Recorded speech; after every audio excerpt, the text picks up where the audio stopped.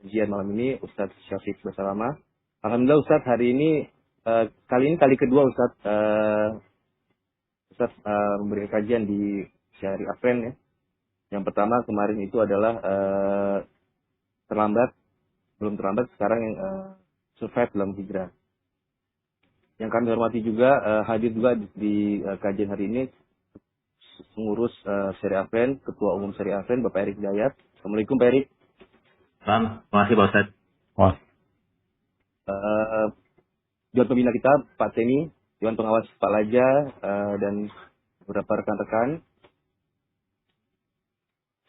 Selamat datang dalam kajian malam ini. Mungkin nggak berlama-lama Pak Ustadz, kami persilakan untuk mulai kajian.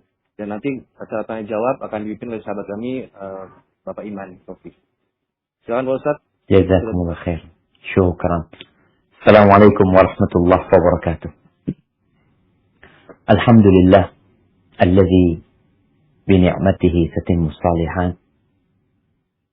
Segala puji bagi Allah Jalla Jalaluhu yang karena nikmatnya kebaikan-kebaikan menjadi sempurna.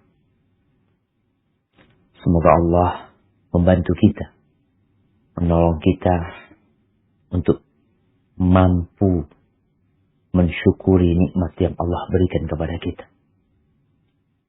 Karena wa qalilun min ibadiyas syakur. Kata Allah, sedikit dari hambaku yang pandai bersyukur. Allahumma salli wa sallim ala sayyidina wa maulana Muhammadin wa ala alihi wa ashabihi ajma'in. Ya Allah, semoga salawat dan salam senantiasa Engkau curahkan untuk hamba kekasih-Mu, untuk baginda Nabi kita Muhammad alaihi salatu wassalam, untuk keluarga beliau, untuk istri-istri beliau, untuk putra-putri beliau, dan untuk seluruh sahabat Nabi. Semoga Allah meridai kita bersama mereka. Amma ba'd, teman-teman di Syariah Friend ya, dan para jamaah semuanya, semoga Allah merahmati kita. Berbincang tentang survive setelah hijrah, maka kita harus memahami tabiat dari hijrah itu sendiri. Di mana kita akan bertahan? Kalau ternyata kita nggak paham hijrah itu apa. Kebodohan seorang dengan hakikat hijrah dan tabiat hijrah itu membuat dia akan kehilangan arah. Akan menjadikan dirinya kebingungan dengan jalan yang dilaluinya. Kok kayak ini hijrah? Kenapa harus seperti ini? Karena dia nggak tahu hijrah itu apa. Dan resiko hijrah itu apa.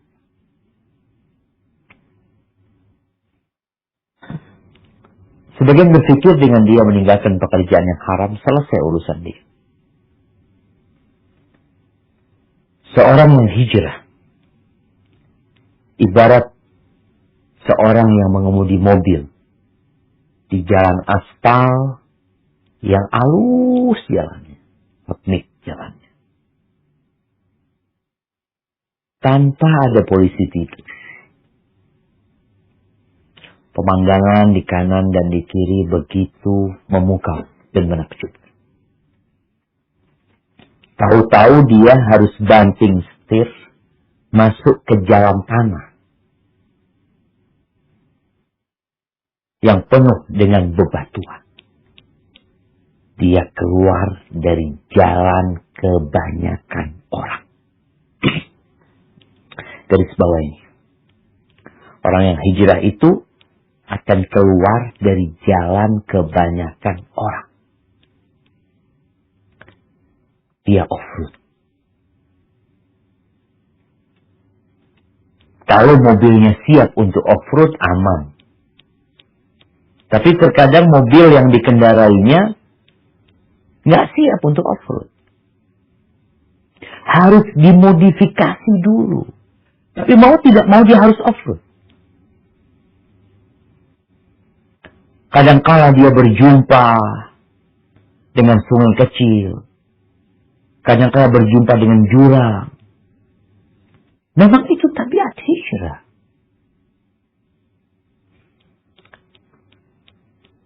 Kalau bicara mobil yang kita tunggangi, yang kita kendarain, nggak siap untuk off-road.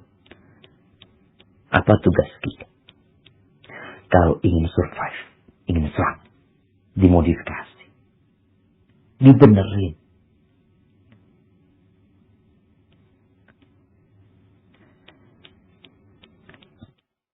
Dan kalau sudah dibenerin, udah dimodifikasi, bukan berarti kemudian kita jalannya sembarangan. Enggak. Jalannya harus hati-hati, nggak boleh terlalu kencang. Nanti jatuh ke jurang.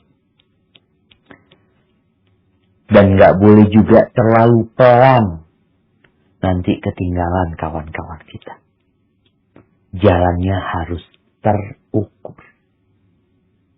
Maka kalau bisa ngeliat tuh orang-orang yang off-road ya. Anda nggak pernah ikut off-road sih. Anda dengar cerita. Bagaimana mobilnya itu harus dimodifikasi, Ustaz. Kadangkala modalnya doang, bahannya doang 100 juta. Dimodifikasi jadi 500 juta. Bukan berarti setelah 500 juta mobil itu aman. Enggak. Kadangkala asnya patah, kadangkala ini itu. Tergantung medannya. Maka yang off-road itu nggak sendirian. Ini bicara survive juga. Nanti kita akan bicara nggak boleh sendirian nanti. Sendirian patah asnya habis satu. Tapi ketika bersama kawan-kawan, kata teman tuh yang suka off-road, kita satu mobil kadang-kadang didampingin 2-3 mobil. Ada mekaniknya, ya. Ada GPS-nya. Ada penunjuk jalan. Maka kita harus benar-benar memahami tabiat hijrah ini. Allah menciptakan surga dan neraka. Dan sekarang yang sedang mendengarkan kajian ini, serta seluruh umat manusia ini, sebagian ada yang memilih jalan menuju ke neraka. Dan sebagian ada yang sedang berjalan di lorong surga.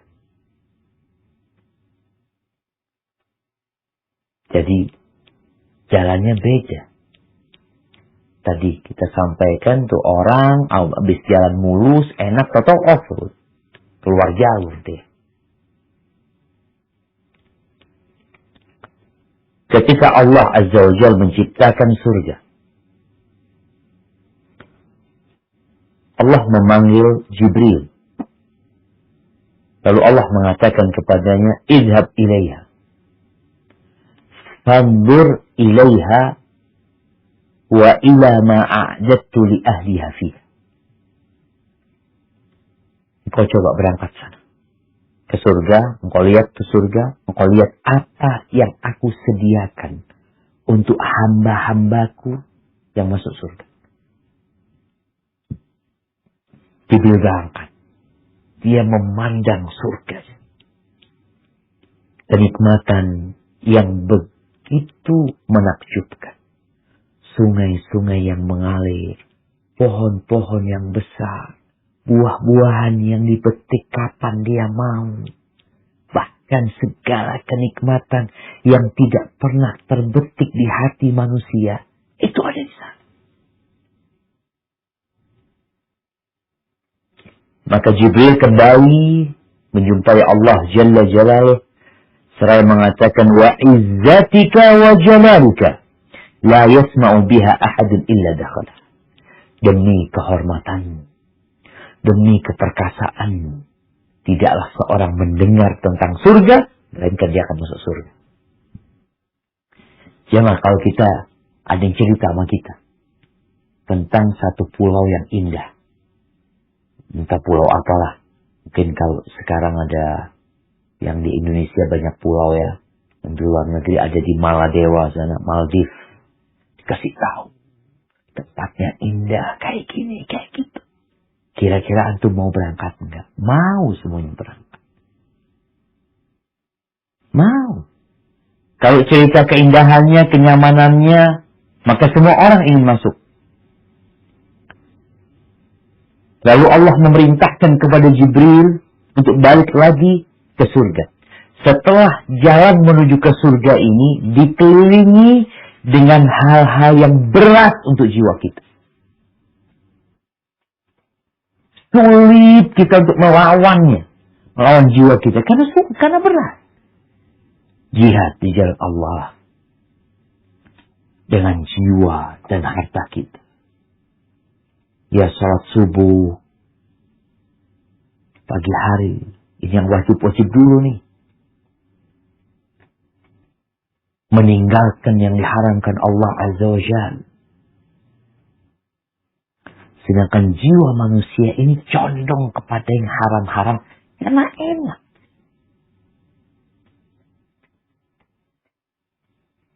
Ketika Jibril melihat ternyata jalan menuju ke surga itu bertentangan dengan jiwa manusia yang lebih cenderung untuk berleha-leha, untuk bersantai ria daripada berjuang.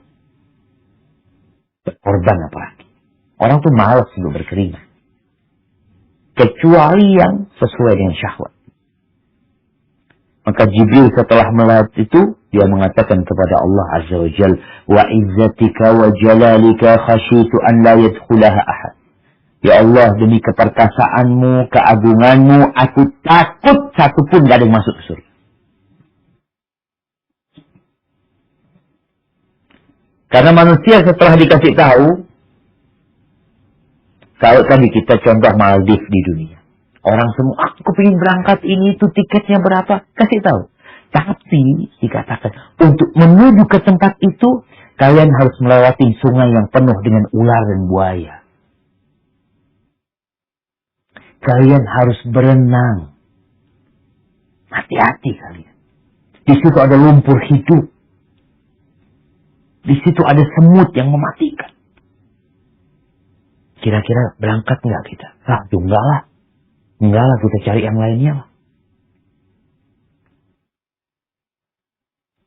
Seperti itu manusia. Kemudian Allah menciptakan neraka. Dan Allah menyuruh Jibril untuk melihat neraka.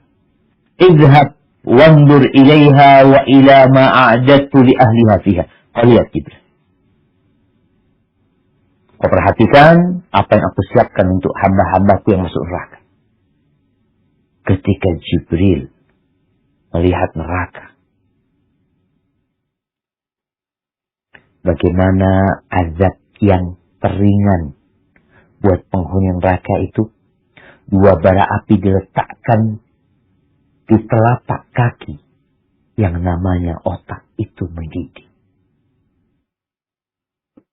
Bagaimana zakum yang kalau satu tetes zakum itu menetes di dunia ini rusak semua makanan yang ada. Buat kehidupan manusia. Maka tatkala Jibril melihat neraka, sebuah siksaan, sebuah hukuman yang orang akan jera. Di dunia ini, kalau dikatakan yang membunuh, akan dibunuh dan dimutilasi, dipotong-potong, dimulai dari kakinya, bukan kepalanya dipotong dulu. Kalau ada seorang pembunuh, lalu dikasih sanksi, dihukum, dengan dibunuh tapi caranya dipotong kakinya. Kakinya dulu dipotong. Nanti lututnya, nanti pahanya, nanti baru akhirnya terakhir. Mungkinkah ada orang yang ingin menjadi pembunuh bayaran? Ada orang yang karena berantem dia ingin membunuh. Enggak dia. Alhamdulillah. Maka Jibril mengatakan, wa izzatika wa jalalika la yadkhuluha ahadun sami'a.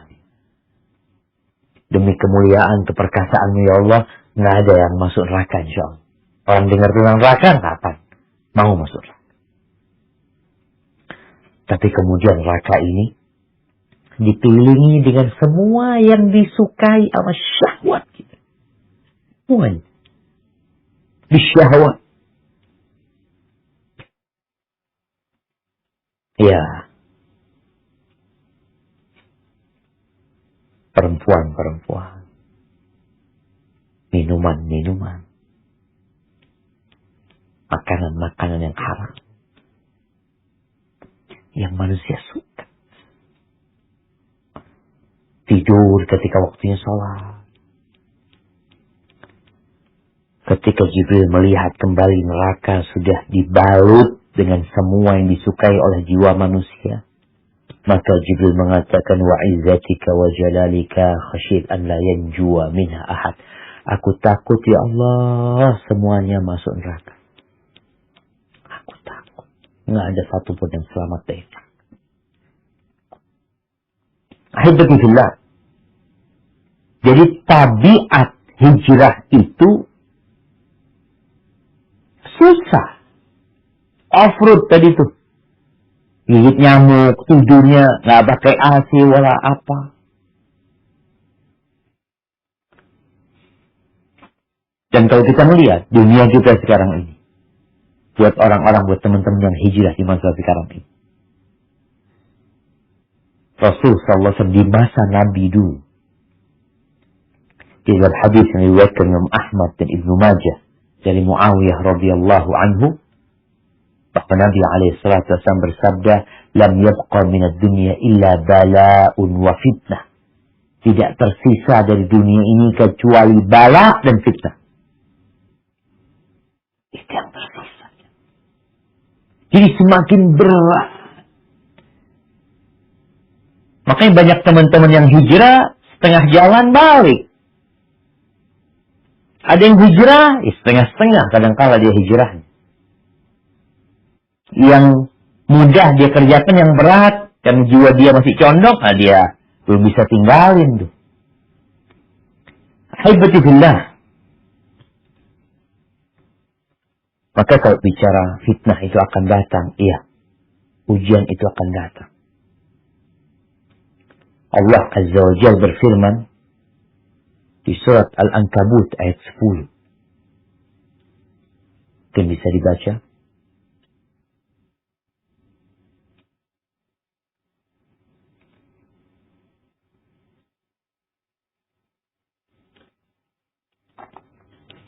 Nah, tafadhal. Siapa yang mau baca?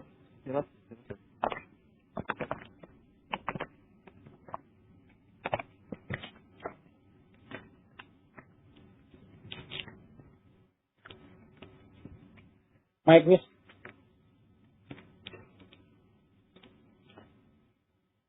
Waminan si Mike. Balik lagi sini.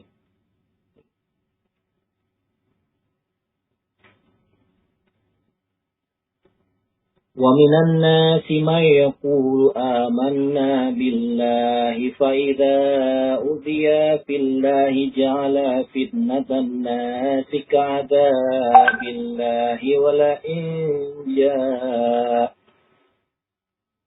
ولئن جاء نصر من ربك ليقولن إنا كنا معكم أوليس الله بأعلم بما في صدور العالمين.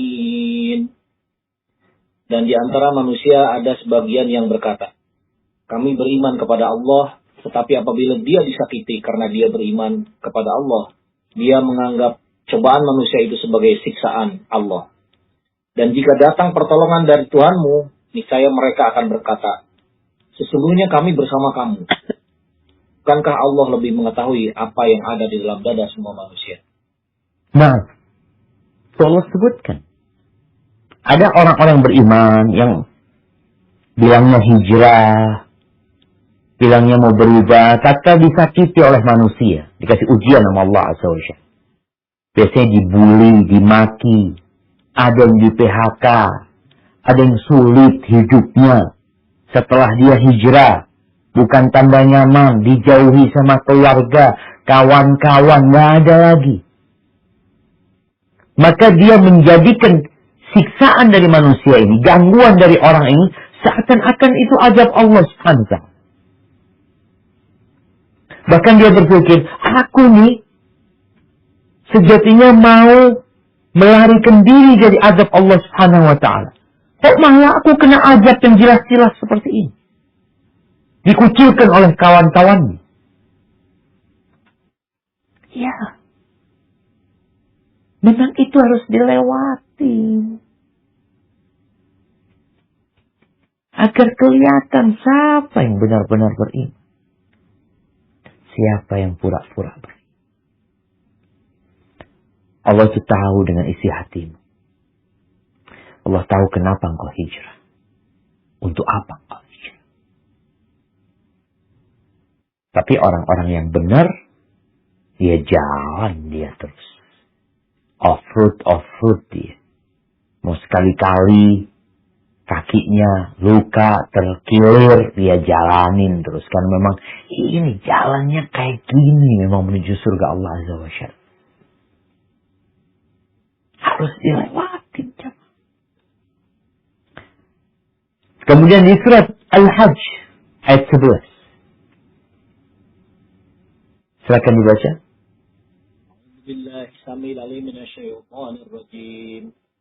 Bismillahirrahmanirrahim.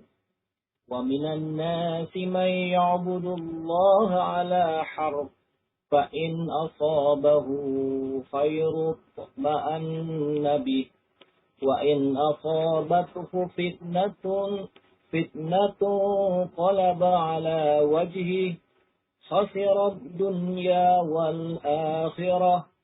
Dzalika huwal khusranul mubin. Dan di antara manusia ada orang yang menyembah Allah dengan berada di tepi. Maka jika ia memperoleh kebajikan, tetaplah ia dalam keadaan itu. Dan jika ia ditimpa oleh suatu bencana, berbaliklah ia ke belakang. Rugilah ia di dunia dan di akhirat. Yang demikian itu adalah kerugian yang nyata. Nah, jadi jangan sampai kita berpikir hijrah itu, wah kita udah masuk surga nih. Maka Allah menyebutkan ada orang yang menyembah Allah di tepian. Dia nggak di tengah, di tepian nih. Fa in asabahu khairun itma'anna bih. Kau dapat keenakan, kenyamanan, oh Masya Allah, bagus nih, agamanya bagus nih. Sahih nih jalan hijrah nih. Benar nih ternyata. Tapi kalau kena musibah, kena fitnah, cobaan, balik dia. Nggak melanjutkan perjalanan. Dia akan berpikir, anak ini kan kepingin lebih baik hijrah ini. Kok lebih susah anak? Maka kalau ada yang balik dari jalan hijrah, dia akan rugi dengan kerugian yang nyata di dunia dan di akhirat. Ahibati fillah. Rasul sallallahu alaihi wasallam menyebutkan, "Inna idhamal jaza ma'a idhamil bala." Besarnya karya pahala itu sesuai dengan besarnya cobaan. Besarnya pahala, balasan dari Allah Azza wa Jalla sesuai dengan besarnya cobaan. Makanya nggak sama yang ke masjid jalan kaki sama ke masjid naik motor. Nggak sama. Sesuai dengan bala yang kau rasakan, seperti itu pula balasan yang engkau akan dapat. Wa inna Allah azza wa jalla idza habba qauman ibtalahu. Sesungguhnya Allah azza wa jalla apabila mencintai suatu kaum, Allah akan berikan bala kepada mereka. Faman radiya falahu ridha. Siapa yang ridha dengan takdir Allah SWT, dengan bala yang Allah berikan kepada dia, maka bagi dia keridhaan. Allah akan ridha sama dia. Wa man sakhita falahu sakhat. Barang sering murka, Allah akan murka. Rawahu Tirmidzi. Jadi bala itu pasti. Terus gimana Ustaz supaya survive kita? Ya tadi kita udah tahu dulu nih tabiat hijrah tuh kayak gitu. Maka yang perlu kita siapkan adalah keyakinan. Yakin dengan apa? Ya jalannya memang susah, tapi nanti senang Ustaz. Iya. Itu yang menghibur kita untuk bertahan. Ngeliat tuh orang-orang yang nambang emas ya, yang nambang batu bara, kadang kalau dia gali ini itu lelah dia. Dia ninggalkan keluarganya. Kenapa sih kayak gitu? Yakin dia akan mendapatkan hasil. Ketika itu ada sama kita, insya Allah kita akan bertahan. Keyakinan. Tapi gimana numbuhkan keyakinan? Dia belajar. Nah, Allah Azza wa Jal berfirman di surat An-Nisa ayat 100 tentang orang yang hijrah. Dia bakal dapat apa gitu. Dia meninggalkan kampung halamannya, dia meninggalkan keluarganya, kesenangan dia, kenyamanan dia, yang selama ini mungkin dia dihargai, dihormati di keluarganya, mungkin selama ini dia hidup mewah, gara-gara hijrah hilang itu semuanya. Tapi kalau yakin, antum akan tenang hidup. Selamat insya Allah. Coba dibaca surat An-Nisa ayat 100. Bismillahirrahmanirrahim. وَمَنْ يُهَاجِرْ فِي سَبِيلِ اللَّهِ يَجِدْ فِي الْأَرْضِ مُرَاغَمًا كَثِيرًا وَسَعَةً وَمَنْ يَخْرُجْ مِنْ بَيْتِهِ مُهَاجِرًا إِلَى اللَّهِ وَرَسُولِهِ ثُمَّ يُدْرِكْهُ الْمَوْتُ فَقَدْ أَجْرُهُ عَلَى اللَّهِ وَكَانَ اللَّهُ غَفُورًا رَحِيمًا. Barang siapa berhijrah di jalan Allah, niscaya mereka mendapati di muka bumi ini tempat hijrah yang luas dan rezeki yang banyak. Barang siapa keluar dari rumahnya dengan maksud berhijrah kepada Allah dan Rasul-Nya, kemudian kematian menimpanya sebelum sampai ke tempat yang dituju, maka sungguh telah tetap pahalanya di sisi Allah. Dan adalah Allah Maha Pengampun lagi. Subhanallah. Ini sebuah jaminan dari Allah Azza wa Jalla. Siapa saja yang hijrah di jalan Allah, di jalan Allah, niatnya benar, di jalan Allah dia akan mendapati di bumi ini ya tempat-tempat untuk hijrah dia. Tempat-tempat yang memudahkan bagi dia untuk menjalankan agamanya. Dan keluasan di rezeki. Ustaz, anak udah hijrah belum dapat Ustaz. Tunggu. Untuk menuju ke sana perlu perjuangan. Emangnya Rasul SAW ketika hijrah dari Mekah ke Madinah, beliau enak-enakan. Jalan hijrahnya itu, Masya Allah ya, di kanan kiri disambut. Kanan kiri disambut pedang beliau SAW. Pedang yang terhunus. Anak panah yang disiapkan. Tembak yang siap untuk dilemparkan kepada Nabi alaihi salam. Tapi Allah janji, engkau akan dapatkan itu. Terus sampai sekarang belum kadangkala. Sekali lagi Allah mau menguji kita aja. Bukan ketika kau hijrah lalu hidupmu Masya Allah berubah. Yang dulu susah jadi senang terus. Kebalikan. Maka ini harus ada pada diri kita. Kemudahan akan datang. Bakal datang ya Allah. Maka tatkala engkau susah, ingat inna ma'al usri yusra. Inna ma'al usri yusra. Sesungguhnya bersama kesulitan, bersama bareng itu dia. Kalau engkau sedang kesusahan, kemudahan itu bareng sama dia. Fa inna ma'al usri yusra. Inna ma'al usri yusra. Mau kemanapun kesulitan itu datang, bersama dia sebenarnya ada kemudahan. Ana dulu punya kawan, Masya Allah ya. Yakinnya dia dengan ayat ini. Subhanallah. Dia pernah beli motor rusak. Rusak. Patah motornya itu ketika nikung.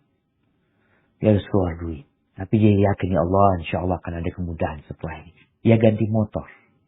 Ganti mobil, bukan motor, mobil. Dia ganti mobil. Yang lebih bagus daripada mobil dia yang rusak.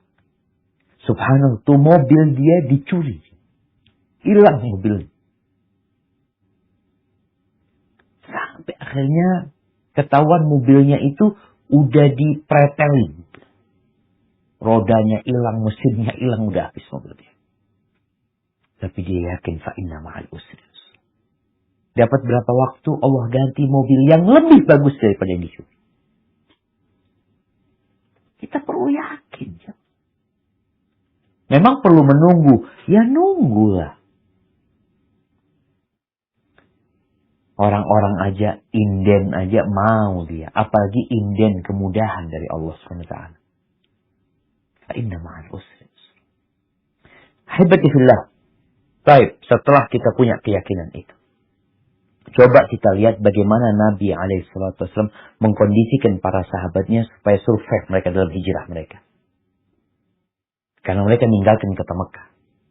Maka yang pertama dilakukan Nabi SAW ketika sampai ke kota Madinah, bangun masjid. Orang hijrah ini harus dekat sama masjid. Harus dekat sama rumah Allah Azza wa Jalla. Kenapa? Ini rumah Allah. Nggak ada yang punya di muka bumi ini. Wa annal masajida lillah.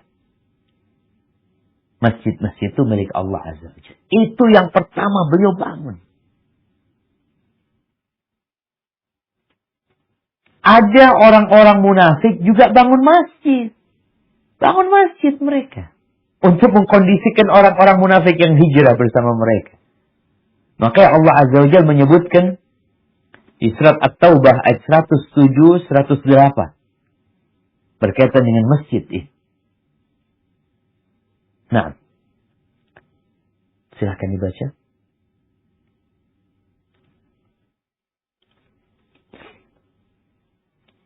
A'udzu billahi samil alim minasy syaithanir rajim. Bismillahirrahmanirrahim. والذين اتخذوا مسجدا ضرارا وكفرا وتفريقا بين المؤمنين وإرصادا لمن حارب الله ورسوله من قبل ولا يحلفن إن أردنا إلا الحسنى Wallahu yashhadu innahum lakadzibun.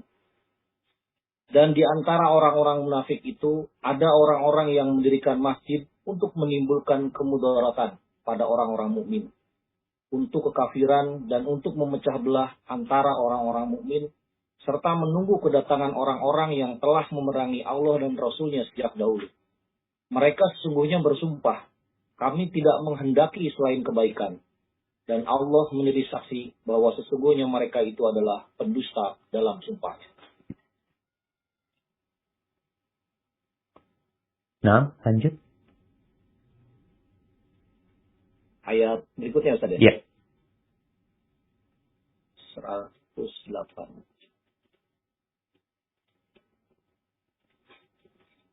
La taqum fihi abada lamasjidun ussisa 'ala taqwa min awwal yawmin ahaqqu an taquma fihi rijalun yuhibbuna an yatatahharu wallahu yuhibbul mutahhirin. Janganlah engkau melaksanakan salat dalam masjid itu selama-lamanya. Sungguh, masjid yang didirikan atas dasar takwa sejak hari pertama adalah lebih pantas engkau melaksanakan salat di dalamnya. Di sana ada orang-orang yang ingin membersihkan diri. Allah menyukai orang-orang yang bersih. Subhanallah jemaah. Inilah pilihan pertama Nabi alaihissalam. Ketika beliau sampai ke kota Madinah, beliau membangun masjid. Bukan bangun rumah beliau. Numpang beliau rumahnya. Jangan dipikirkan Nabi SAW sampai kota Madinah udah dibikinkan rumah oleh para sahabat. Numpang beliau di rumahnya Abu Ayyub Al-Ansari. Yang pertama dibangun masjid. Orang-orang munafikin bangun masjid juga mereka. Masjid tandingan nih. Kenapa? Karena dia tahu perannya masjid untuk mengkondisikan orang-orang yang beriman. Bagaimana di masjid 5 waktu dikumandangkan azan. Bagaimana orang-orang di masjid mendapatkan pembelajaran. Dulu belum ada sekolah. Semuanya ngumpul di masjid. Sekolahan-sekolahan itu pemisahan dari kewajiban masjid. Dulu semuanya di masjid dikerjakan. Sampai menawan musuh itu diikat di masjid. Ada sahabat yang sakit, sekarang ada rumah sakit. Dulu dirawat di masjid. Sahabat-sahabat yang gak punya rumah, tidur di masjid. Sekarang masjid gak boleh tidur. Maka, buat teman-teman yang udah hijrah, jangan jauh-jauh dari masjid. Dekat tuh rumah Allah. Apapun masalahmu, datanglah ke rumah Allah. Jantungmu di rumah Allah. Kalau dulu jantungnya itu di tempat pekerjaan. Sehingga bangun, tidur yang ada pekerjaan dia. Sekarang enggak. Yang ada dalam benak dia, rumah Allah. Kajian-kajian ilmu. Ini yang membuat para sahabat bisa bertahan. Salah satu sebabnya. Nabi SAW terus memotivasi para sahabat. Selesai sholat, ada permasalahan, beliau naik mimbar, beliau sampaikan kepada para sahabatnya. Kalau jarang ke masjid, gimana dia mau dapat arahan? Gimana dia mau bertahan dengan kondisi yang ada? Ada hukum-hukum, ternyata dia nggak belajar. Maka para sahabat Nabi belajar. Di mana? Di masjid lagi. Setelah bangun masjid beliau, yang pertama beliau akan bangun masjid. Ini demi untuk mengkondisikan para sahabat yang hijrah sebagai bentuk pentingnya masjid untuk umat Islam juga. Yang kedua yang beliau lakukan adalah menjadikan orang-orang yang hijrah dengan orang-orang yang punya tempat tinggal di kota Madinah bersaudara. Yang dikenal dengan mu'akhah. Orang-orang beriman itu bersaudara. Innamal mu'minuna ikhwah. Tapi ini persaudaraan yang lain lagi, Jam. Persaudaraan di atas persaudaraan. Yang dahulunya mereka itu saling mewarisi. Kenapa? Ya, kalau enggak mau gimana mau bertahan nih. Orang-orang Mekah. Dia datang ke kota Madinah. Rumah nggak punya. Kerjaan nggak ada. Kota Madinah bukan kota besar yang mungkin banyak lapangan pekerjaan. Enggak. Maka Rasul SAW menyuruh sahabat yang dari Ansor, bawa fulan ke rumahmu. Bawa fulan ke rumahmu. Udah habis nih. Ada 70 yang tidur di masjid. Habis Isya biasanya sahabat-sahabat itu bawa sebagian saya, yuk ke rumahku, makan di rumahku. Ada yang bawa 2 orang, ada yang bawa 3 orang, ada yang bawa 10 orang. Kita pun seperti itu yang harus kita lakukan. Teman-teman yang hijrah ini jangan ditinggal. Digandeng tuh dia. Gak punya pekerjaan, kita kasih pekerjaan. Bukan hanya dikatakan sabar ya, orang hijrah itu harus sabar. Nah, Nabi memberikan motivasi itu. Tapi Nabi juga alaihi salatu wasallam memberikan solusi untuk urusan ekonomi gimana sekarang. Mereka perlu makan untuk hidup. Maka Nabi alaihi salatu wasallam subhanallah awal datang ke kota Madinah yang beliau sampaikan itu apa? Ayyuhan nas. Pesan untuk menjaga ukhuwah. Ukhuwah. yang lebih daripada ukhuwah Islam.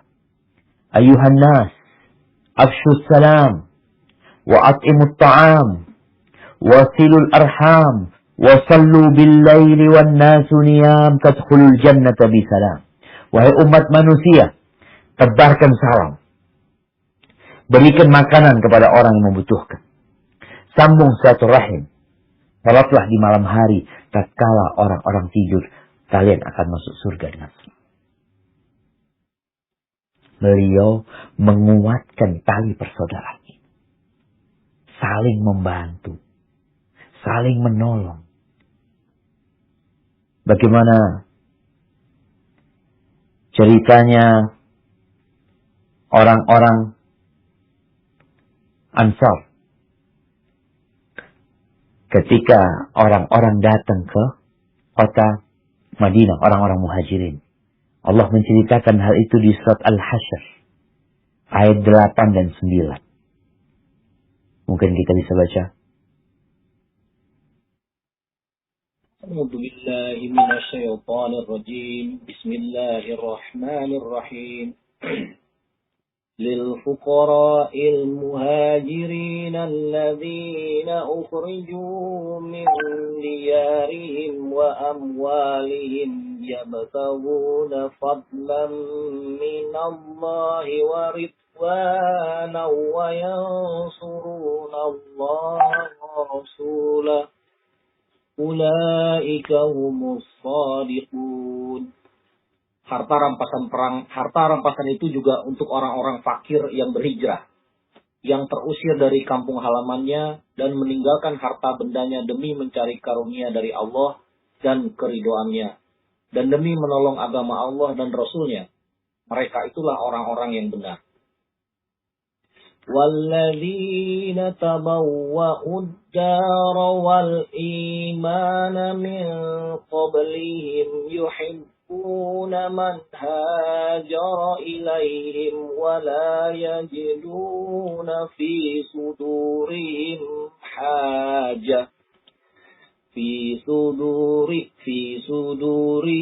حَاجَةً مِّمَّا أُوتُوا وَيُؤْثِرُونَ عَلَى أَنفُسِهِمْ وَلَوْ كَانَ بِهِمْ خَصَاصَةٌ وَمَن يُوقَ شُحَّ نَفْسِهِ فَأُولَئِكَ هُمُ المفلحون. Dan orang-orang Ansar yang telah menempati kota Madinah dan telah beriman sebelum kedatangan mereka, muhajirin, mereka mencintai orang yang berhijrah ke tempat mereka. Dan mereka tidak menaruh keinginan dalam hati mereka terhadap apa yang diberikan kepada mereka, muhajirin. Dan mereka mengutamakan muhajirin atas dirinya sendiri, meskipun mereka juga memerlukan. Dan siapa yang dijaga dirinya dari kekikiran, maka mereka itulah orang-orang yang Subhanallah jemaah. Ini yang perlu dilakukan. Ketika kawan-kawan kita hijrah, lihat apa yang dilakukan oleh orang-orang Ansar. Disambut tuh orang-orang. Nggak ada dalam bayangan mereka, ya Allah ngerepotin nih orang-orang muhajirin ya, ngambil kerjaan kita, enggak. Bahkan mereka datang kepada Nabi SAW, ya Rasulullah, nih harta kami kau bagi antara kami sama orang-orang muhajirin. Karena orang-orang Ansar nggak hijrah. Dia berada di kota mereka. Dia sudah nyaman di negeri mereka. Mereka memiliki harta. Maka orang-orang Ansar meminta kepada Nabi SAW untuk membagi. Maka Nabi SAW nggak mau bagi. Dia tahu orang-orang muhajirin nggak bisa kerja nantinya. Mereka bukan petani. Mereka pedagang, orang-orang muhajirin, orang-orang Quraisy. Ini gimana kalau mereka membantu kalian? Kalian juga yang ngurusin kebunnya, nanti mereka dikasih hasilnya. Apa kata mereka? Siap Rasulullah. Maka orang-orang Ansar lebih mementingkan orang-orang muhajirin daripada diri mereka, walaupun mereka susah. Dan ini yang membuat orang-orang muhajirin datang kepada Nabi SAW. Sebagaimana disebutkan dalam Musnad Imam Ahmad. Mereka datang mengatakan, Ya Rasulullah, ma ra'ayna mithla qawmin qadimna alaihim ahsana muwasatan fi qalilin wala ahsana badlan fi kathir. Wahai Rasulullah, kita tuh nggak pernah berjumpa dengan satu kaum yang kami datang ke tempat mereka. Yang mereka kalau punya sedikit, mereka tetap berbagi sama kita. Artinya ketika mereka punya sedikit bukan berarti mereka makan habis, enggak. Mereka tetap ngasih kita. Kalau mereka punya banyak, mereka kasih kepada kita. Laqad kafawnal mu'na wa asyrakuna fil mahna. Urusannya mereka sudah ngurusin kebunnya, apa semuanya mereka yang ngurusin. Dan kita masih dikasih hasilnya sama mereka. Laqad khashina ayyadhabu bil ajri kulli. Kami takut kalau semua pahala diborong sama mereka nanti. Apa kata Nabi alaihi salatu wassalam? La ma asnaitum alaihim wa da'awtum lahum. Enggak. Selama kalian memuji mereka dan mendoakan kebaikan buat mereka, enggak, pahalanya enggak dibawa sama mereka, semua kalian tetap dapat pahala. Ibati fillah, kita lihat ya, sahabat-sahabat ini dididik sama Nabi alaihissalatu wassalam untuk mencintai saudaranya seperti mencintai diri sendiri. Semua tahu kisah Sa'ad bin Rabi' dengan Abdurrahman bin Auf. Ketika Sa'ad bin Rabi' menawarkan kepada Abdurrahman bin Auf separuh hartanya, bahkan satu istrinya dia akan ceraikan agar dinikahi oleh Abdurrahman bin Auf. Sampai seperti itu. Tapi apa yang terjadi dengan Abdurrahman bin Auf? Enggak. Dia enggak mau ngerepotin. Dia mau kerja. Maka dia mengatakan, dulu nih ala suq, tunjukkan kepada aku di mana ada pasar. Ini juga penting, pesan dari kisah Abdurrahman bin Auf. Kawan-kawan kita yang hijrah, kadang-kadang nggak bisa kerja dia. Dia mantan bos.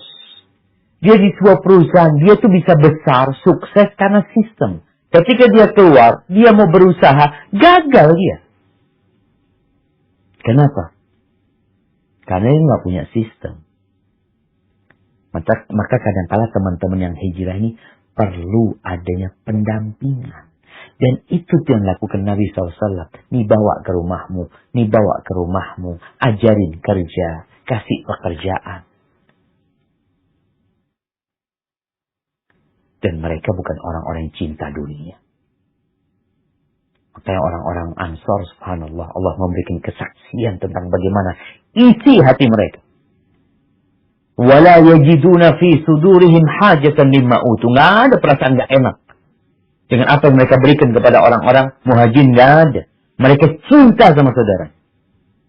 Cinta kepada orang-orang hijrah. Jadi kita kalau dapat kawan hijrah, berbahagialah antum. Jangan berpikir, ya Allah, ngerepotin anak lagi nih. Ntar jualan herbal sama kayak anak jualan herbal lagi. Enggak. Kita harus membentuk yang namanya ukhuwah. Saling menolong, menggandeng, menyelamatkan saudara kita. Supaya dia bertahan. Bukan hanya diajak ke masjid. Kita kan ngajak dia ke masjid. Supaya dia yang baru hijrah ini ajak ke masjid terus. Biar dia istiqomah. Tapi tetap kita juga perlu dampingin dia dalam pekerjaan. Haibati fillah. Malik Ad-Dari menceritakan tentang Umar bin Khattab radhiyallahu. Bagaimana nih hasil didikan Nabi SAW? Apakah orang-orangnya gila sama dunia? Setelah dibukakan pintu-pintu kenikmatan dan kekayaan. Suatu hari Umar bin Khattab radhiyallahu anhu,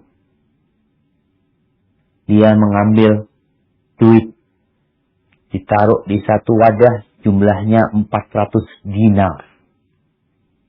Ini mungkin ketika Umar bin Khattab sedang berada di Palestina, di Syam.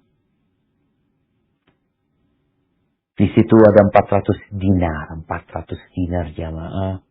Ya, 2 kilo seperempat emas. Kalau sekarang mungkin, ya kalau kali 1 juta, 2,5 M dikasihkan. Memang banyak harta diberikan kepada yang pertama Abu Ubaidah Amir bin Jarrah. Umar berpesan kepada pembantunya, engkau bawa nih fulus ke Abu Ubaidah. Sampai sana, salah sa'atan fil bait. Engkau jangan langsung pulang.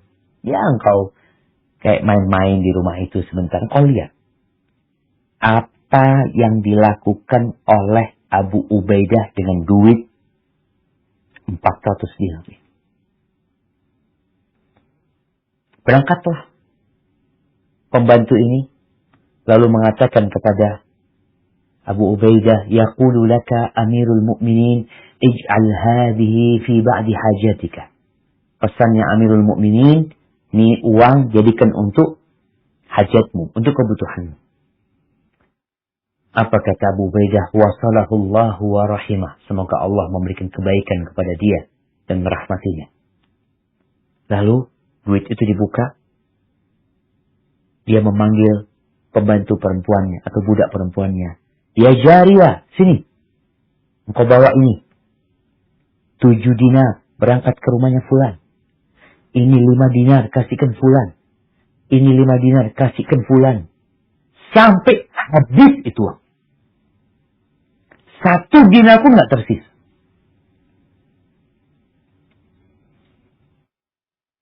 Ini pembantunya Umar pulang. Setelah habis duitnya dia pulang. Dia cerita sama Umar bin Khattab radhiyallahu. Nah, yang dibuat untuk diri dia. Kemudian Umar sudah menyediakan lagi sama 400 dinar. 2,5 M. Maka jemaah, Anda sering sampaikan ke kawan-kawan. Antum gak akan punya uang banyak kalau dipikirkan akhirat kita. Nggak ada duit banyak. Antum mau punya uang 10 miliar. 1 jam habis tuh duit. Antum transfer sana, transfer sini. Banyak yang butuh. Maka carilah harta untuk akhirat kita. Ketika orang hijrah, sulit bagi dia, nggak masalah. Kita dapat harta pun untuk persiapan akhirat. Nih Mu'ad bin Jabal. Sama dikasih 400 dinar. Sampai ke rumahnya Mu'ad. Dikatakan ini dari Amirul Mukminin. Ij'al fi ba'di hajatika. Salurkan buat hajatmu. Faqala rahimahullah wa wassalam. Semoga Allah merahmatinya. Dan memberikan kebaikan kepadanya. Mu'ad bin Jabal panggil budak perempuannya. Ya Jariyah. Idhabi ila baiti fulan bikada. Nih, bawa ke rumahnya fulan. Ini bawa ke rumahnya fulan. Bawa ke rumahnya fulan. Terus dia mah. Sampai istrinya itu nongol. Mengatakan. Wa nahnu wallahi masakin. Kata istrinya Mu'ad. Dan kita mau dikasih apa? Kita demi Allah kita tuh miskin juga. Susah mereka siapa. Ternyata di wadah itu tidak tersisa kecuali 2 dinar. Udah habis. Istrinya pun nahan ya. Sampai terakhir dikasih 2 dinar. Kepada istri. Ketika ini budak. Pulang menyumpai Umar bin Khattab. Radhiyallahu anhu. Dan dia cerita tentang apa yang dia lihat. Umar mengatakan. Radhiyallahu anhu, innahum ikhwatun ba'duhum min ba'd. Mereka itu satu saudara. Sebagian mereka dari sebagian lain. Maka hibati fillah, teman-teman yang hijrah, engkau perlu kawan. Engkau perlu pendamping. Dan pendamping yang paling mulia adalah jadikan istrimu pendamping hidupmu menuju kepada Allah. Jadikan anakmu pendamping, kawan menuju kepada Allah SWT. InsyaAllah, engkau akan survive dalam hijrah. Hada wallahu a'lam bishawab. Itu yang bisa saya sampaikan. Kurang lebihnya mohon maaf. Ya, mungkin kita masuk ke sesi tanya jawab. Masya Allah, luar biasa Pak Ustadz. Saya terus terang mendengar tadi sepanjang ini udah berkaca-kaca juga. banyak hal yang memang kita juga sadari kesalahan kita selama ini. Mungkin kita nggak berlama-lama, Friend Iman akan memimpin tanya jawab. Bagi teman-teman yang ingin bertanya silakan di chat atau mungkin raise hand. Silakan Pak Iman. Assalamualaikum Ustaz. Waalaikumsalam warahmatullahi wabarakatuh. Ahlan wa sahlan. Apa kabar Ustaz? Alhamdulillah bikhair. Wah. Ini pertanyaannya udah ngantri banyak nih. Masya Allah, Masya Allah. Yang paling awal aja deh. Tapi rata-rata masih dalam tema sih Ustaz. Jadi akan saya bacakan dan mungkin ada beberapa yang akan saya gabungin.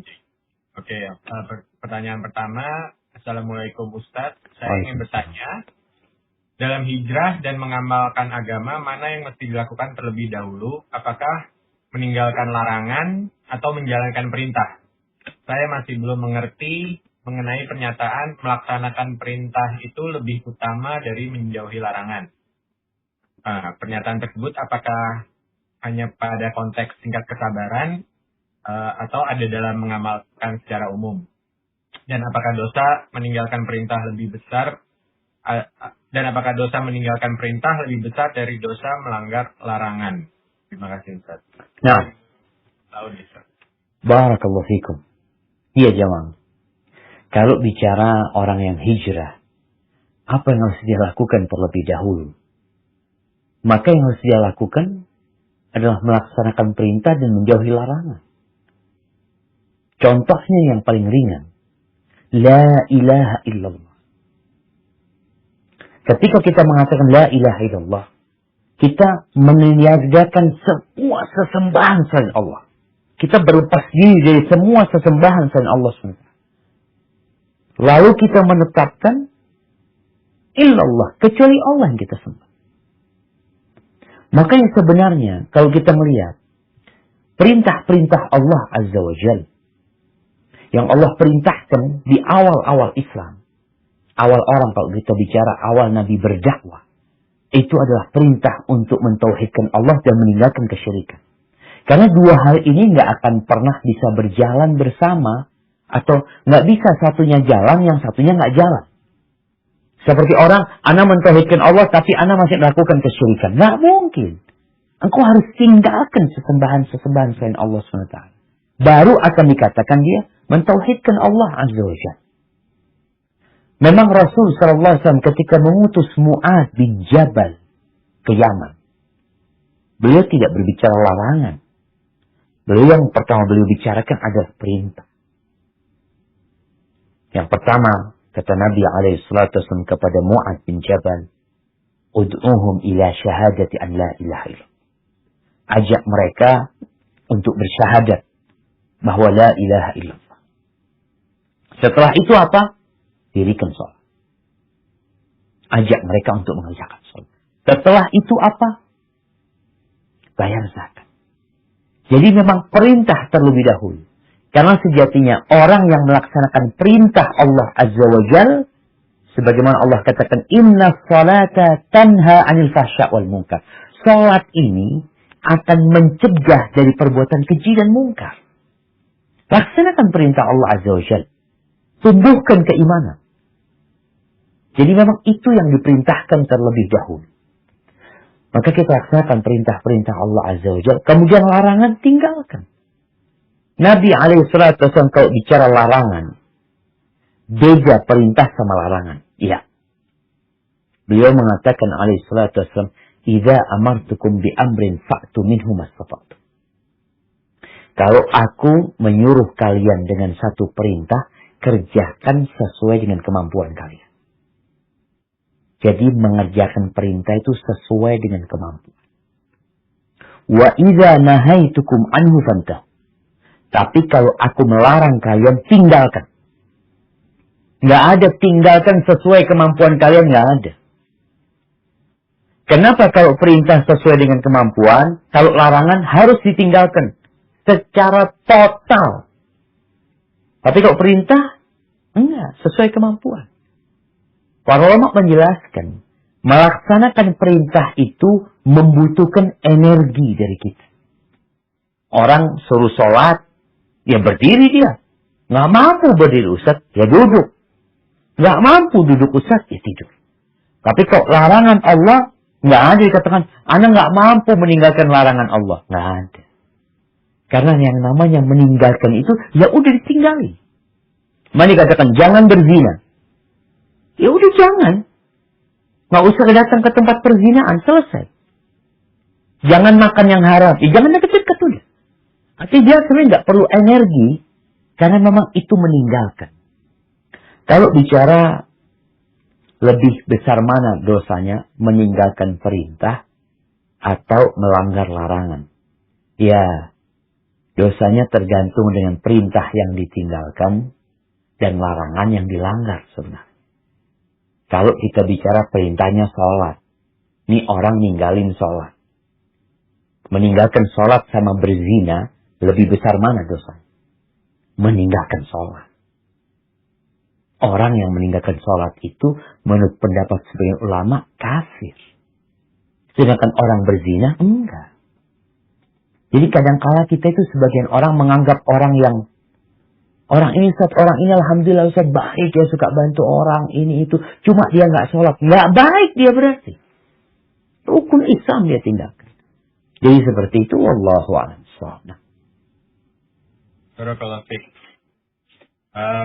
Oke. Yang perlu saya highlight itu berarti kalau larangan kita harus tinggalkan secara total. Kalau perintah jalankan semampunya, betul gitu ya Ustaz? Iya, betul. Itu saya baru ilmu juga tuh Ustaz buat saya sekarang dan buat teman-teman Syariah Friends. Barakallahu fiik. Ini yang kedua Ustaz. Bismillah. Assalamualaikum warahmatullahi wabarakatuh. Waalaikumsalam warahmatullahi wabarakatuh. Bagaimana caranya agar suami bisa berhijrah total, meninggalkan semua yang diharamkan? Karena meski sudah rajin kajian, sholat ke masjid, tapi belum bisa meninggalkan rokok. Mohon pencerahannya Ustaz. Ini buat teman-teman yang masih ngerokok sih. Naam jemaah, naam, subhanallah. Iya.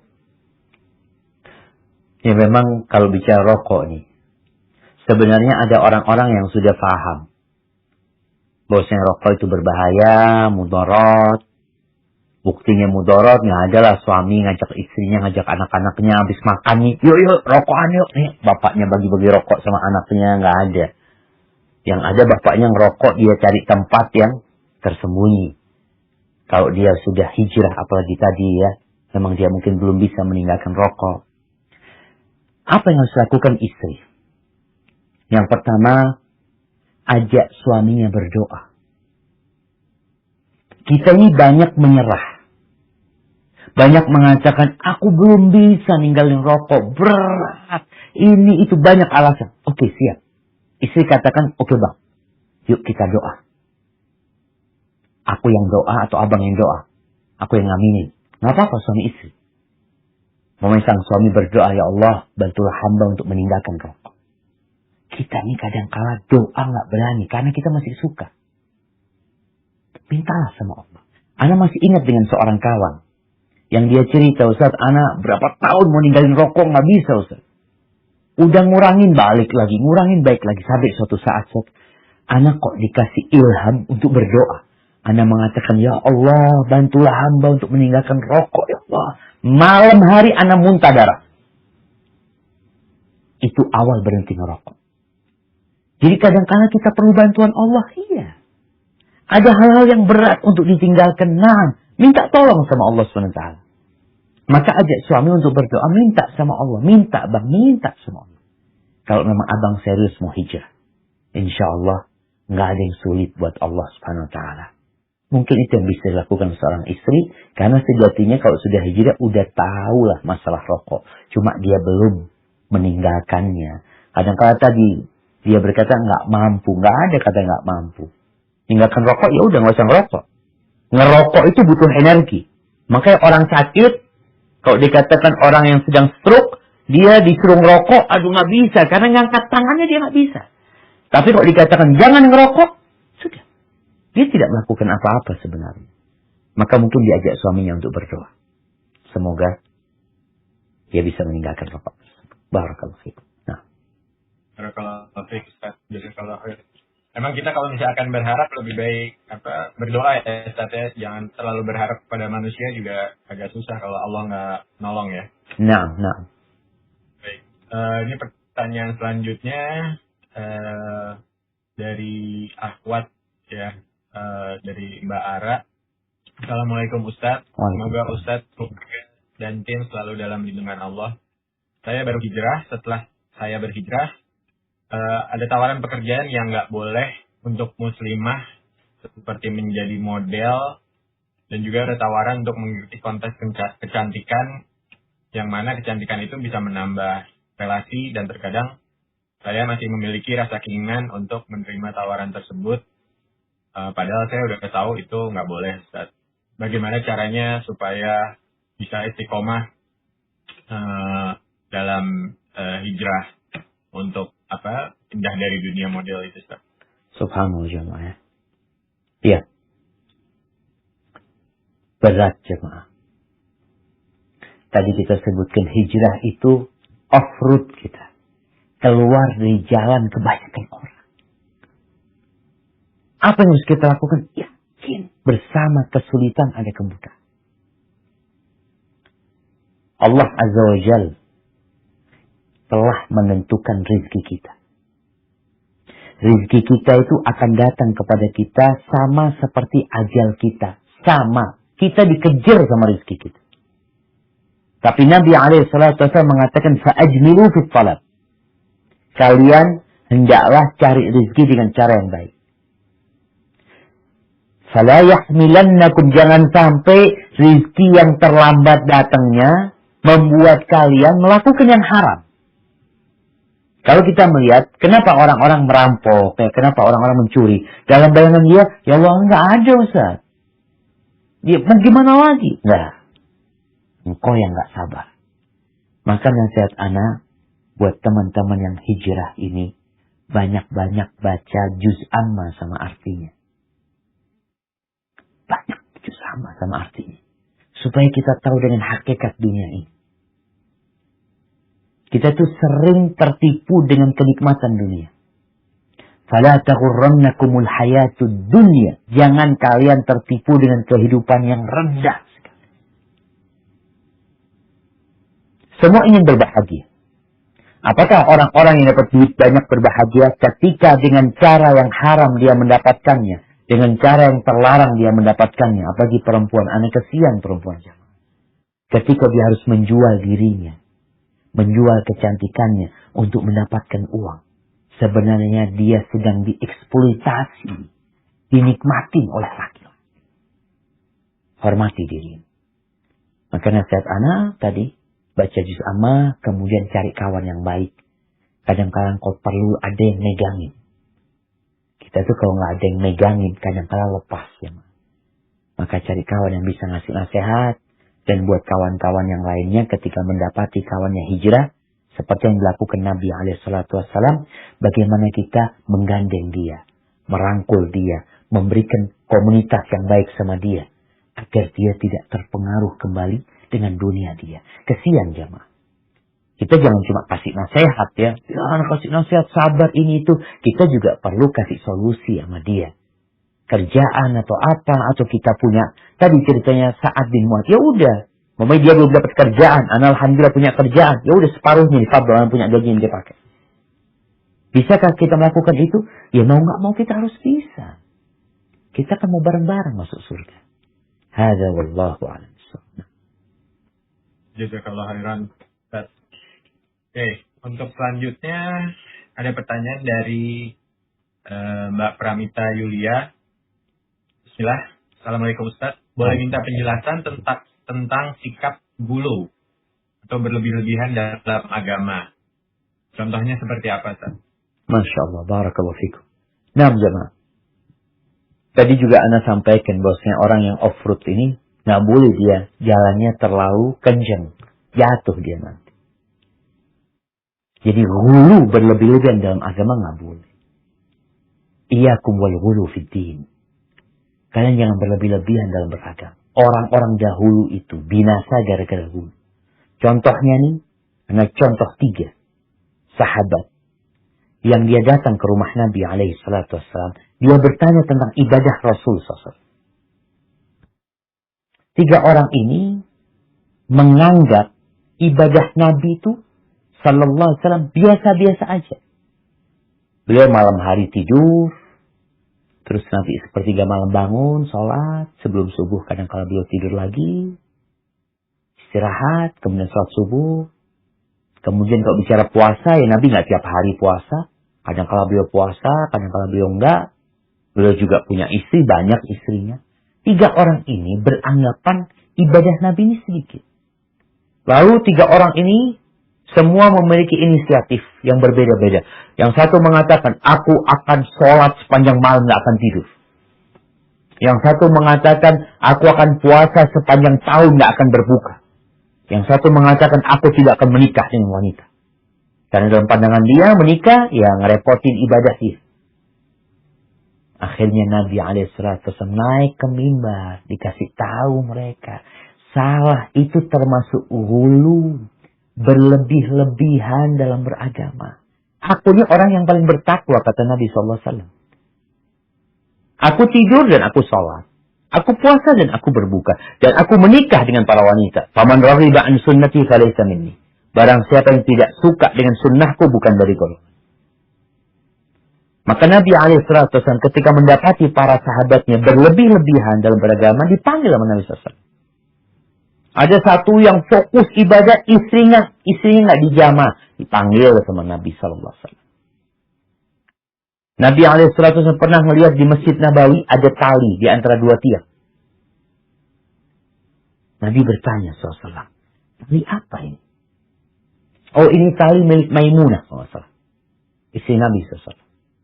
Jadi Maimunah itu kalau capek sholat malam, dia pegangan sama tali tersebut.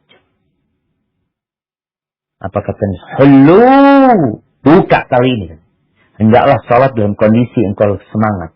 Kalau capek istirahat, kata Nabi SAW. Itu salah beberapa contoh tentang hulu. Artinya hulu itu berlebih-lebihan dari batasan agama. Ya udah, agama kan aturannya jelas. Umpamanya, ya sholat sunnah, qobliyah subuh, 2 rakaat. Jangan dijadikan 8. 2 rakaat sholatnya. Engkau jadikan 8, enggak, ini lebih baik. Enggak jadi lebih baik engkau. Mungkin seperti itu beberapa contoh dari hulu. Barakallahu fikna.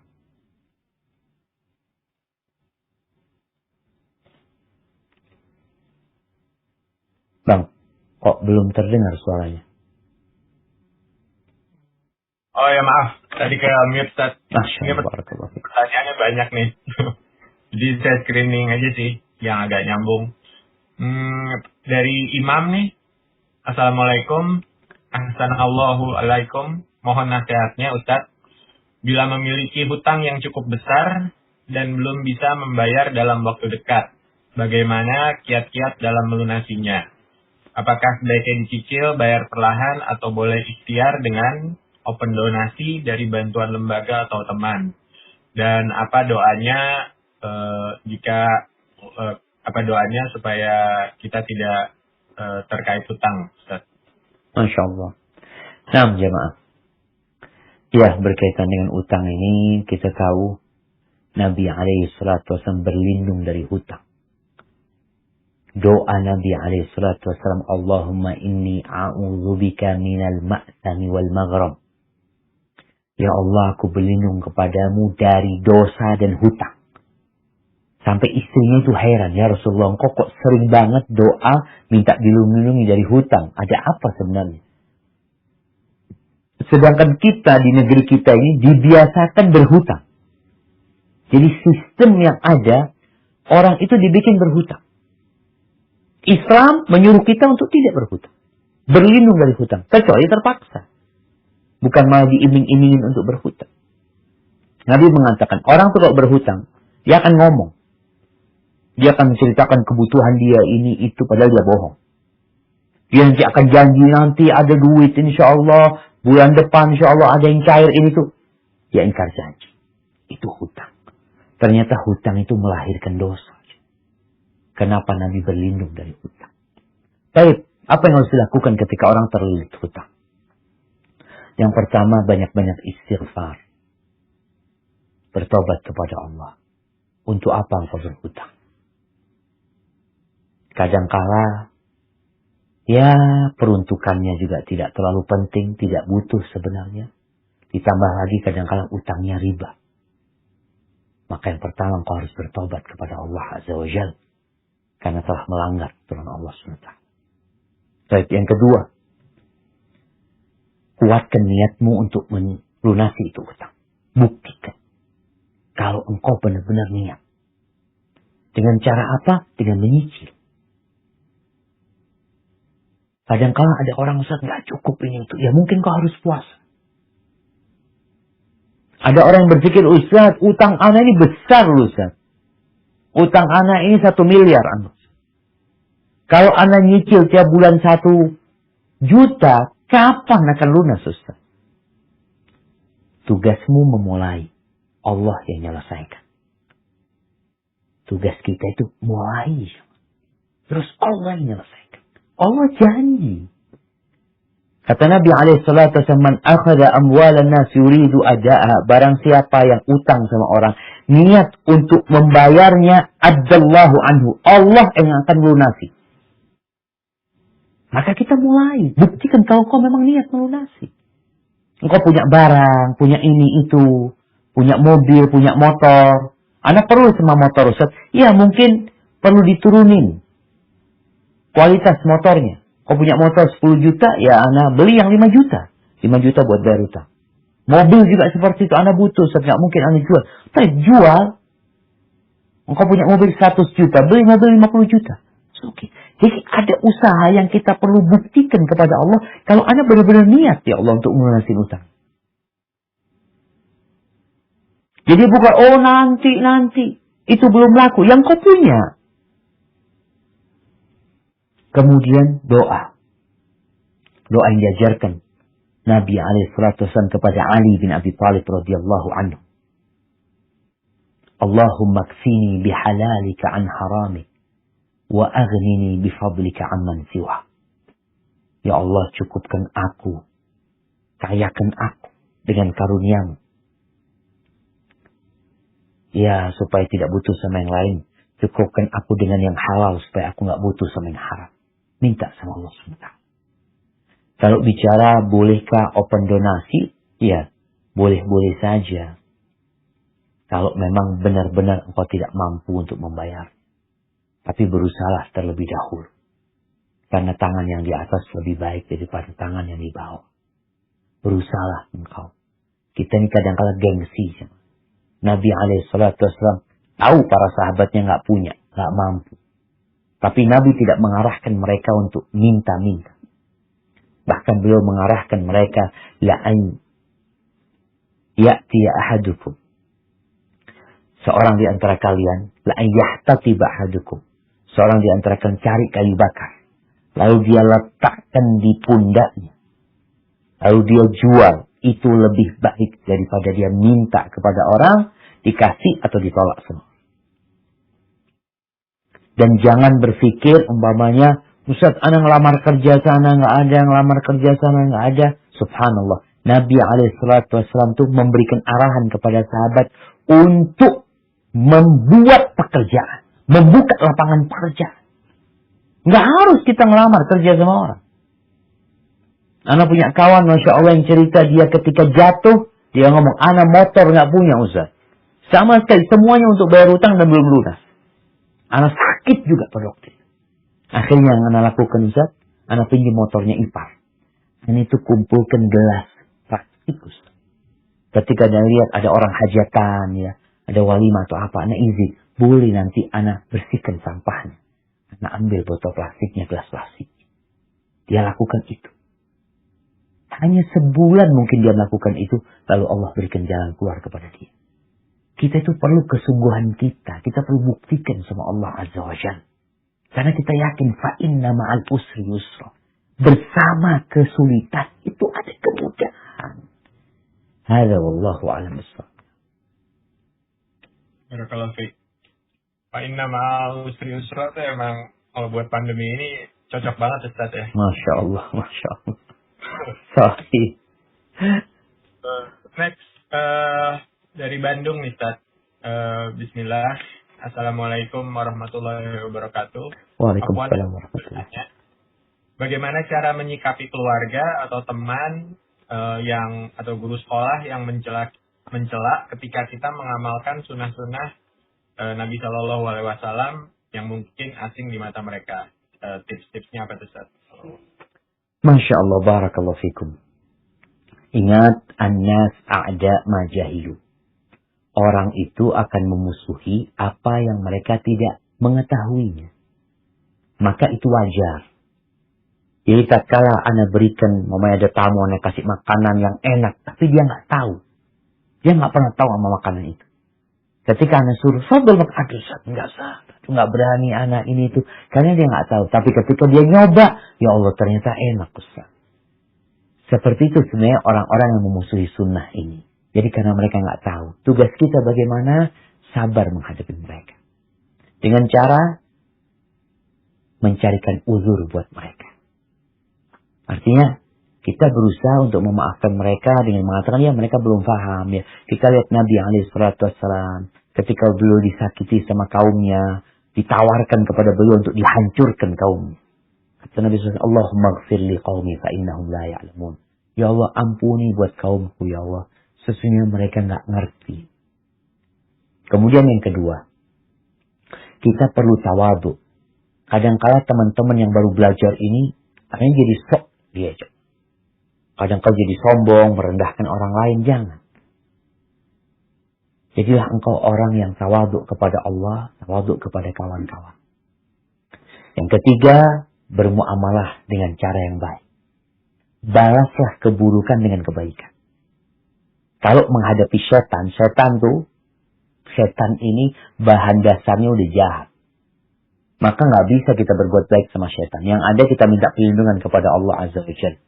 A'udzubillahi minasyaitonirrajim. Tapi sama manusia, apa kata Allah Azza wa Jalla? Idfa' billati hiya ahsan. Fa idza alladhi bainaka wa bainahu adawatun ka'annahu waliyyun hamim. Balaslah keburukan dengan yang lebih baik dari engkau. Bisa jadi permusuhan yang terjadi itu Allah rubah menjadi persahabatan yang indah. Jadi kawan-kawan yang belum kenal sunnah itu, ya engkau berikan kepada dia, tunjukkan akhlak muliamu, kau traktir mereka, engkau punya sedikit rezeki berbagi sama mereka, supaya mereka tahu bahwasanya engkau ketika mengenal sunnah ini, engkau semakin baik, engkau semakin menghargai yang tua, menyayangi yang muda. Maka dengan cara seperti itu, semoga ya teman-teman jadi paling tidak dia nggak membuli kita. Tapi yang jelas, engkau akan disakiti oleh manusia. Sabar. Nabi SAW dikatakan dukun, penyihir, paranormal, pendusta. Semua sifat buruk itu disematkan kepada Nabi SAW. Dan sampai hari ini, kemarin urusan Perancis kita lihat, apakah berhenti mereka mencaci maki Nabi kita SAW? Tapi di balik itu ada hikmah. Akan-akan Allah ingin menunjukkan kepada seluruh penduduk bumi ini bahwa ada satu manusia terindah yang pernah menginjakkan kakinya di muka yang bernama Muhammad sallallahu alaihi wasallam. Barakallahu fikum. Nah. Kalau khairan. Ustaz, tanya dulu nih, udah jam 9, apa masih boleh bertanya atau? Kayaknya pertanyaan terakhir, Bang. Pertanyaan terakhir ya. Berarti saya pilih deh. Oke. Ini ada dari Fatmi Andari. Assalamualaikum warahmatullahi wabarakatuh, Ustaz. Waalaikumsalam warahmatullahi wabarakatuh. Bertanya tentang hadis innama al-a'malu binniyat. Bolehkah kita meminta sesuatu dengan amal soleh sebagai wasilah? Misalnya kita beramal soleh dengan harapan kalau kita menjaga Allah maka Allah akan jaga kita. Atau misalnya kita berpuasa sunnah agar anak-anak kita menjadi soleh. Atau berpuasa sunnah atau agar anak-anak kita pendidikannya lancar. Apakah kalau udah niat kayak gitu nanti masih dapat bagian pahala di akhirat apa enggak? Masya Allah sama. Iya, menarik sekali pertanyaan ini sama ya.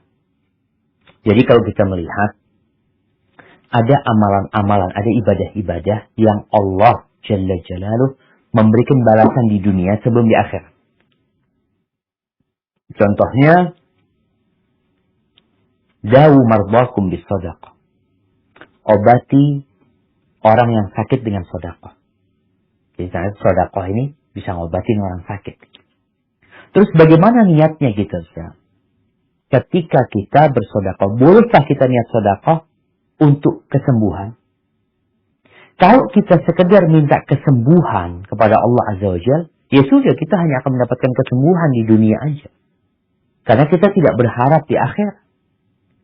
Terus niat yang baik gimana? Niat yang baik adalah kita niat sedekah untuk mendapatkan keridhaan Allah SWT. Agar mendapatkan balasan di akhirat. Tapi tentunya kita tahu faedah sedekah itu adalah untuk ngobatin orang yang sakit. Artinya otomatis Allah akan berikan. Jadi pahala atau balasan-balasan duniawi itu tentunya untuk memotivasi kita memang beramal. Tapi jangan itu yang kita pinta. Tapi itu yang memotivasi kita. Tetap yang kita pinta adalah keridhaan Allah Subhanahu wa ta'ala. Memang para ulama menyebutkan ketika seorang beramal ibadah untuk berharapkan kayak sedekah ingin bertambah hartanya. Karena kan katanya dilipat gandakan ketika orang itu bersedekah. Kalau dia beramal lillahi ta'ala. Niatnya ikhlas lillahi ta'ala. Tapi tujuannya adalah mendapatkan balasan di dunia. Maka para ulama menjelaskan fama lahum fil akhirati min khalaq. Di akhirat nggak dapat apa-apa nanti. Karena memang nggak minta akhirat. Tapi gimana Ustaz? Kalau dia ya minta dunia dan minta akhirat. Ya tentunya pahala dia tidak sempurna. Karena sebagian dia minta balasan di dunia. Yang sempurna adalah ketika dia beramal, dia mengharap keridhaan Allah SWT. Adapun balasan dunia, ya tentunya Allah Subhanahu wa ta'ala sudah menjanjikan hal itu tanpa kita niatkan, tapi kita udah tahu ada balasan Allah di dunia buat kita sebenarnya. Jadi kalau kita kejar akhirat, dunia itu ikut. Tapi kalau niat kita dunia, akhirat nggak ikut. Terus niatkan akhirat dan yakin dunia akan ikut sama kita. Hada wallahu a'lam bishawab. Itu yang ana ketahui, kurang lebihnya mohon maaf. Apabila yang ana sampaikan benar itu dari Allah Azza wa Jalla. Kalau ada yang salah dan kurang berkenan itu dari diri ana pribadi. Allah dan Rasul terbebaskan dari kesalahan itu. Jazakumullah khair. Nah, ya, kalau bermanfaat banget ilmunya. Itu tadi saya juga dapat highlight terakhir tuh Ustaz, yang tadi Ustaz bilang. Jadi sedekah pokoknya niatin buat di akhirat aja, nanti dunianya juga bakal ikut sendiri ya Ustaz ya. Ikut sendiri lah Bang. Ikut Baik, dunia ini. Ilmu baru, Masya Allah. Oke, terima kasih Ustaz untuk kajian malam ini. Semoga bisa bermanfaat juga buat teman-teman Syariah Friend dan yang udah join di malam ini.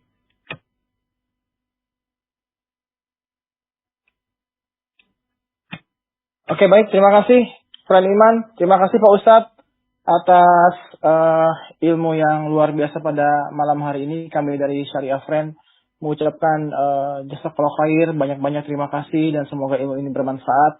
Dan Pak Ustadz, kita ada berkeinginan untuk kalau mau ada pesantren kilat, kita pengen main ke tempat Pak Ustadz, insya Allah tahun depan bisa ada diberikan jodoh dan waktunya. Mungkin Friend Temi bisa mengupayakan untuk bisa terlaksana.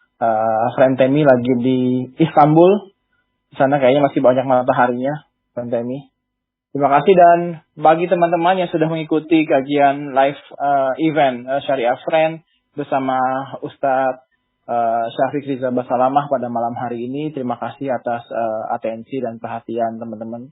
Dan kita punya grup WhatsApp yang bisa memantau jadwal kajian dari Syariah Friend, akan kita umumkan di situ, dan juga ada Instagram @syariahfriend. Mohon di add untuk bisa memantau kegiatan-kegiatan yang akan kita lakukan. Terima kasih kami ucapkan kepada Friend Temi, terima kasih kepada Friend Iman, terima kasih kepada Bapak AYP Bapak Yuda yang malam hari ini memimpin pertama kalinya